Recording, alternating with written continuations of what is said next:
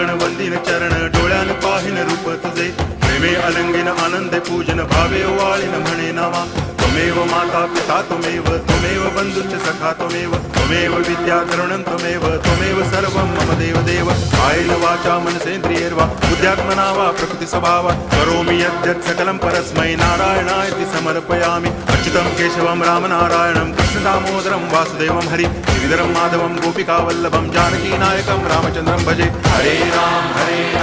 Ram Ram Hare Hare Hare Krishna